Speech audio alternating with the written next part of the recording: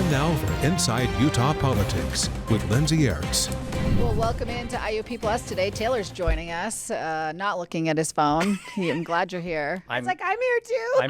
I literally just elbowed him and go, Taylor, look at the camera. I'm preparing for the show. I take this very seriously. I want our listeners to be informed with the very latest facts. Lindsay, all right. Thank you. All right, very good. Welcome in to IUP Plus today. News for Utah Plus is our streaming app. If you're not watching us on streaming TV, I'd highly recommend it. Apple, Amazon Fire, Roku, newer Samsung devices. Just search for News for Utah Plus. You can always find us on YouTube as well. The app is essential to get all the visual gags we get up to on the show, apparently. You got to see Taylor being distracted and not paying attention to me. I'm absolutely paying attention. Is this how my kids feel when I look at my phone when they're talking to me? We have to catch when we lean into each other's frames. Yeah, see, there you go. My chair. Okay, no. I almost new just rule. swore. No roughhousing on the podcast, Lindsay. Just swore. Can we edit that out or no? Oh, hey. Okay, let's move on. No, we taped this to live, folks. This is taped to live. There are no bloopers. The authentic show. There are no I take this bloopers. job Or the seriously. bloopers are the show. The Everyone. bloopers are the show. All Okay, let's right. go. Joining me today, Taylor Morgan, Leah Murray. We are going to dive into a rather serious topic off the top, so bringing it back down here. We have made some military action in Iran. The latest today is that it appears Congress in the coming days will be taking a vote on the War Powers Act to determine whether President Trump, has the authority here to do what he's done. So guys, weigh in for me. We've seen our local delegation come in and say the president has the authority to do what he did. Do you see anything differently? And how do you think this vote goes down? Yeah, I think, one, he has the authority. The thing I tell people all the time is we've only declared war 5 times in our history, and we've had troops on foreign soil in harm's way more than 300 times. So obviously we fight a lot of war that's not war. Afghanistan, Iraq from this century, 20-year-long not wars. Skirmishes. Vietnam, Conflicts. not a war, right? Prolonged So conflicts, yeah. obviously it is the case that the president has the authority as commander-in-chief to move troops around, to move weapons around, to react quickly. What happened after Vietnam, right, was Congress said, well, we're supposed to be a part of this at least a little bit, so could you please listen to us? So this vote is Congress nominally kind of saying, we have a role to play in war making. We are supposed to declare the war. So with the War Powers Resolution allows us to do some work short of a declaration, but I'm not sure how it goes. And so you guys might see different than I saw. But what I saw was they were having the vote, but that Republican leadership was advising its membership to not vote against the president. So it doesn't feel like a checks and balance to me. Right. So you're saying they want to say, but they're just going to say, go ahead. Right. Yeah. I think there's a difference between making war and declaring war. And like you said, Leah, we have only declared war a handful of times in our nation's history, yet we have been involved in hundreds of conflicts around the world, which would, be considered as making war or war activities. So, I mean, listen, I think in a state of war, and especially given what's happening right now in the Middle East, this is going to continue for a while. It is a large-scale conflict. It certainly is a war. And at this point, given just the scope of this, I absolutely think it's appropriate that Congress get involved. And we should formally declare war via Congress. I believe that's the right thing to do at this point. Congress has to fund this war in the future, so they have an important role there. I have no problem, though, with President Trump taking the action he did in terms of making war. I know some are saying he did that illegally, that, he didn't have Congress's approval to declare war. But again, making war or war action is not declaring war. A declaration of war is something that is defined pretty specifically in the Constitution. Is there anything, Leah, that you want to see differently from our federal delegation when it comes to this war powers potential? No, I mean, it's tricky, right? So my question is, I felt that President Trump kind of ran on we shouldn't be involved in these wars, America first, a little more isolationist in our international disposition, if you will. A little bit, I think I saw Marjorie Taylor Greene and, knock me over with a feather. I'm on the same page with her. But she kind of posted, what are we doing? So it's not just Iran, it's also military movement, I think last night in Ecuador. It feels very interventionist, feels very much like a different foreign policy. And a little bit, I'm going to say, George W. Bush starts a war with Iraq, right, and goes to Congress and the American people and explains it. Do I think the president has the authority to do it? Yes. What I have not heard really is any explanation ahead of the movement, which is what I think we've come to expect from our presidents. And Taylor, you might disagree. So a little bit, it's like you have just changed your foreign policy stance substantially from where you ran for office and what you campaigned on and what people I think who voted for you actually cared about maybe. So a little bit of an explanation of why this, why Iran, why not Russia. Like I really would like some explaining, if you will, from our president. Yeah, so I guess I want our Congress delegation to answer your question. I'm so sorry with a long-winded answer to demand that. I am really happy that President Trump is willing to change his position in that way, and perhaps that was political campaigning, right? All candidates do that to some degree, but it is not possible. It is naive and frankly irresponsible to think that in today's world that anyone can be truly isolationist, especially America, right? America's power is felt throughout the world. We're the contributor to stability and economic power throughout the world. And Iran has been the #1 sponsor of terror. Their motto has been death to America. Iran has been the enemy, clearly. There's no doubt about that. Iran has been fighting America directly, killing American troops through proxies, directly funded and supported by Iran. And I've grown so weary of fighting proxy wars around the world because of Iran. And so at this point, given the circumstances recently with Israel in the Middle East, with Hamas, I think it was time to take leadership out. All right, so I love this, but I'm just going to push back, and I do apologize for pushing back. But what happens after we decide we're going to take out leadership in Afghanistan? We're there for 20 years. The appetite for nation building, I don't think we have. I would like some kind of conversation around you just killed all the leaders. There's no explanation for who the new leadership is going to be. So are we now nation building in Iran? Is this something America's going to do? And you know that I'm not necessarily opposed to it because we've talked about this in the past, but a little bit, Taylor, it's like he's got to explain that, right? So it's fun, right? I killed all these people. I threw these bombs down. Very effective. Took out Iran, which was absolutely a bad actor on the world stage. I am with you. Yeah. But now what did you just sign us up for? For like 20 years like we were in Afghanistan? And when we run out of that appetite, we back out and then it doesn't matter? Like a little bit, that's what I want our congressional delegation to demand is some planning, some explanation. Maybe we're with you, but I want to know what next steps are. That's the question. And my hope is that President Trump has learned tough lessons from Iraq, from Afghanistan. He has been on the record in the past talking about those situations, the messy exits, how we left things.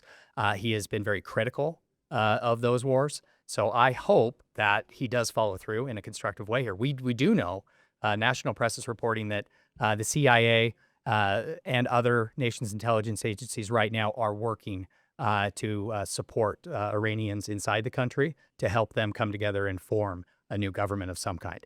Who knows what's going to happen? It's going to be messy, but I'm hopeful that we have learned hard lessons and that it might look different.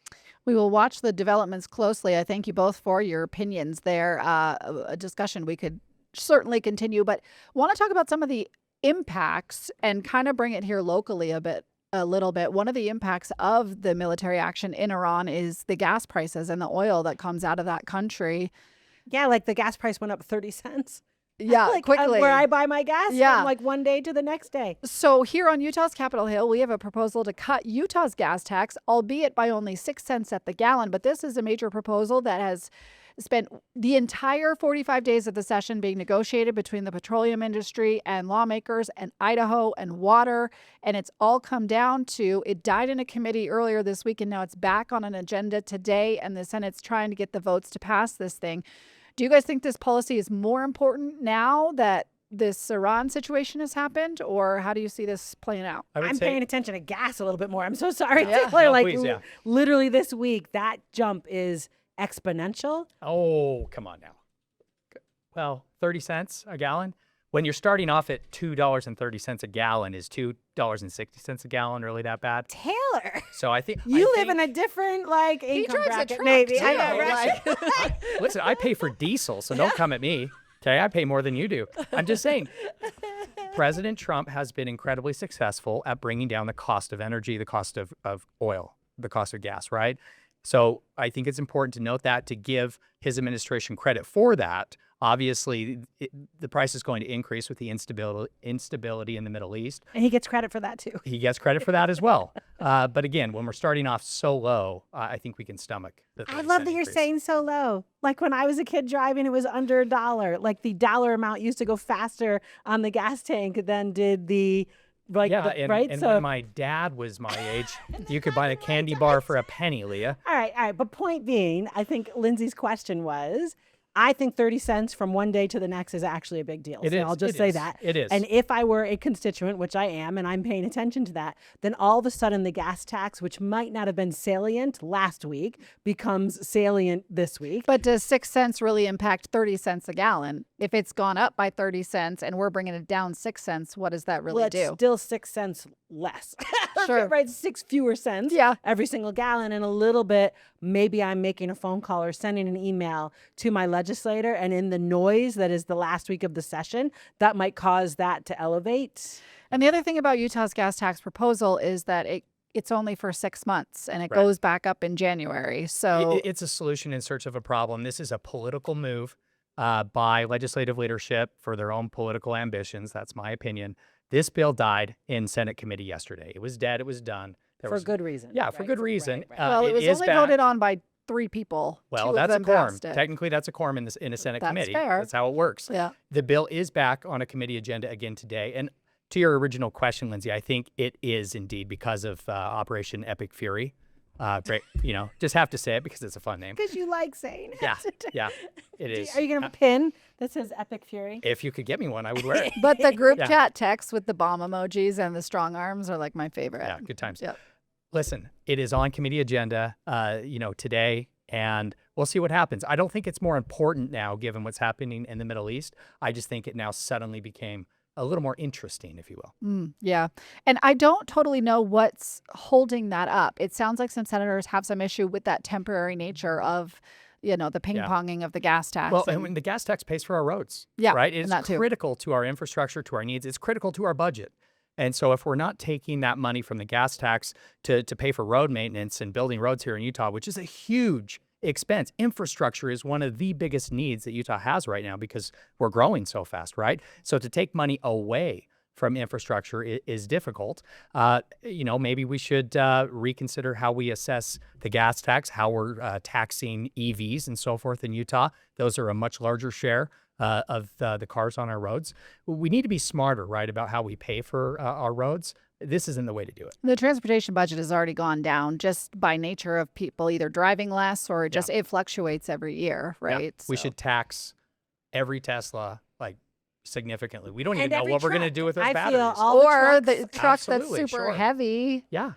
Yeah. and that puts all the emissions into You could the also air. user fee, right? Like you could have the highways you have to pay to ride. There to are a toll lot on of ways highways. to do it. Utah, it has been very opposed to toll roads, for example. Right. Again, I think this gas tax bill is more about politics than it is policy. We'll see what happens in committee today. Yeah, we'll have to watch that for sure.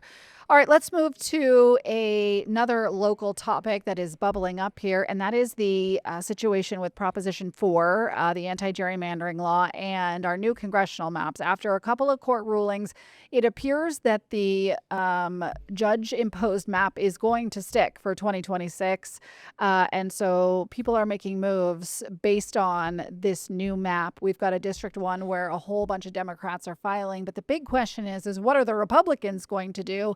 Because you've got 4 elected Republicans right now and only 3 seats that are Republican strongholds. So, Taylor, let me start with you. Have you heard about any jockeying? And who do you think gets squeezed out or runs against each other? This is going to get really, really messy. We have 4 representatives who all are really working hard and will pull out all the stops to keep a seat in Congress. Of course, we have Representative Blake Moore, who's in leadership in the House on Ways and Means. Blake Moore has taken steps to neutralize his involvement with He's better already boundaries. gathering signatures. He's gathering signatures. in the district. I feel confident that Blake Moore will be able to hold on to that district up north.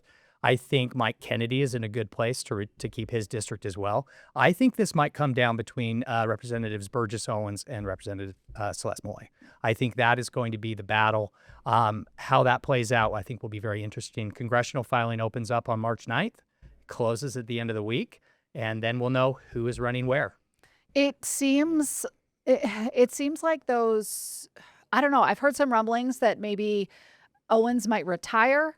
And then you've got the other three kind of in those districts, but obviously he hasn't said anything. That's pure I've been hearing speculation. about, Burgess Owens retiring coming from Celeste Malloy's people is mostly where I'm hearing that come from. Maybe that's the strategy, right? Also, are there any Republicans who run in the new gerrymandered district for Democrat? And there are. Like, who are the right people for that loss? So there are some Republicans arguing that district is not as blue as folks think it is. Right, that's what I'm wondering, because it's like we don't actually know, right, or something. And we're basing it off. We're basing it off Kamala Harris numbers when she ran against Trump for the second time, right? But we also have affiliation numbers. We have voter modeling in that district. It's D plus 24, not just Kamala 24. And listen, if you vote for Kamala Harris, you are not going to vote for a Republican in that district. I'm sorry.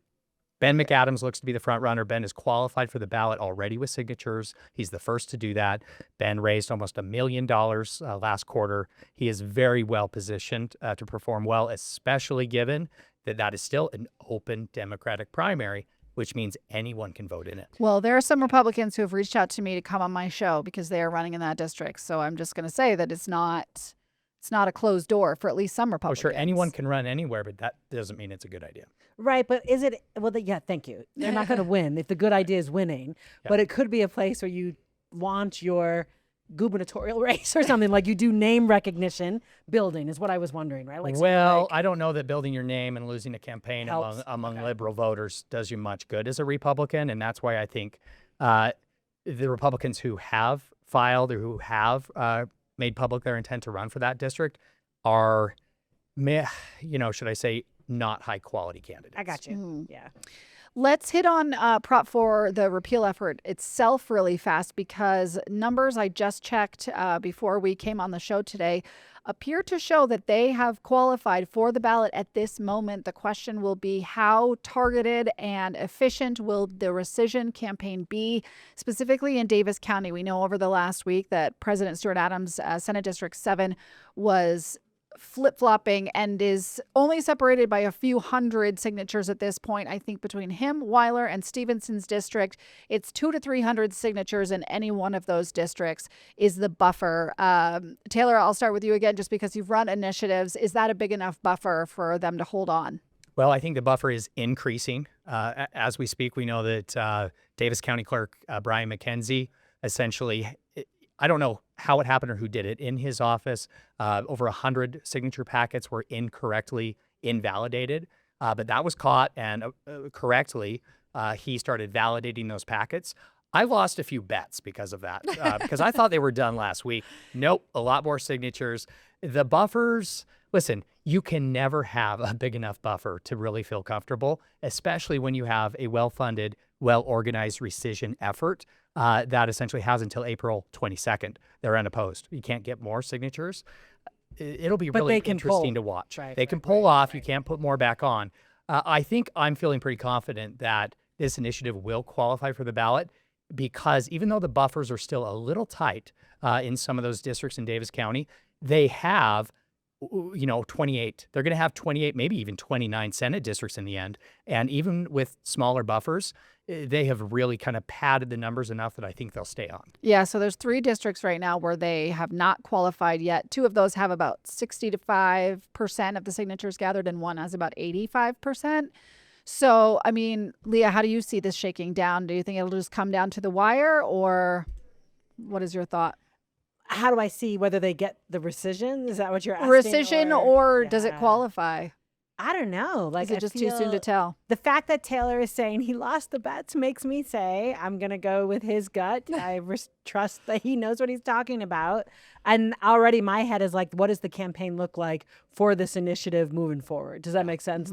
So it is one thing to get the signatures, to get the initiative on the ballot, is then another thing to launch the money, to have a conversation around, we don't actually like the bill you did, the initiative you did back in 2018. Right. So now we want you to repeal it. And I just wonder, this was step 1, was just qualifying. This is going to be a very, very expensive, very messy and general out-of-state election ballot fight. Millions of dollars of out-of-state money will come in. We know that $4 million just on the Republican side came in to pay for the signatures to get on the ballot, right? And when I feel confident about the signatures and the rescission, what I'm looking at is in Salt Lake County, big buffers, right? In Salt Lake County and those Senate districts, that's where we have more centrist, perhaps left to center voters who have signed, who could be could be subject to a removal effort. In Davis County, for example, those voters are not going to be nearly as prone or susceptible to a removal campaign. So I'm feeling confident about the buffers there for that reason. Interesting. And then the question is, does the Better Boundaries folks go and mess with the rescission campaign? Or, sorry, do they go and make, like, is there fighting there happening now where the Better Boundaries is trying to pull them off, but the Republicans go in and try to mess with that? Yeah. You know what I'm saying? Like, all of that is happening. I'm sure if we could just get a TV camera in there, we could probably start a new show on Bravo. Somebody tell me where to go. So much drama. All right, finally here in our last few minutes, I just want to mention something that happened on Utah's Capitol Hill today. There is a bill to prohibit and restrict and tighten up some regulations around kratom. And this has been percolating all session. But what happened when it was on the House floor today is a House member tried to amend the bill by swapping in the word of wisdom. Yep, it was on my bingo card. I have it every year. Frankly, I'm shocked it took this long into the session to get someone to quote the scripture on the floor. Yeah. So about time. I don't have a clip for us, but it was Representative Matt McPherson. And essentially he got up there basically saying that kratom is dangerous. And yes, it kills people. But you know what else kills people? Alcohol and tobacco. And he sort of was making the point that in Utah, a lot of folks subscribe to the already, I think he called it a moral code, that is the word of wisdom. If you're not familiar with it, members of the Church of Jesus Christ of Latter-day Saints believe in a health code that prevents them from drinking alcohol and tea and tobacco and all those substances. So Section 89, everyone, in the Doctrine and Covenants for reference, okay? Yeah. Sorry, sitting here with a smile, Catholic. So, Leah, I'll text it to you, Leah. One of the questions posed to the Senate sponsor of the bill was, is this appropriate? Is this appropriate to be, trying to codify scripture? I don't know that we've ever seen that happen before. Well, absolutely, it's not appropriate. I mean, I don't think it stands up to a First Amendment test of, establishment of religion. But you would absolutely codify your intent. Does that make sense? So the rules around alcohol in this state are pretty tight. That is a codification of the intent of your word of wisdom, right? I think. No, sure. Come on now. So, but it's like putting the actual scripture That's in. a good feels church lobbyist is what that is. Hey, they would not claim me, Leah. You don't want to. Yeah. Sorry, Marty. Yeah. Sorry. No, I'm not. Sorry, Marty. Yeah. Let me make this point. Representative McPherson, he was doing this tongue in cheek. I think he was, trying to illustrate a point. And the point was that, do we need to regulate at this level, right? Does it make sense to regulate every single potential substance, every herb, every plant?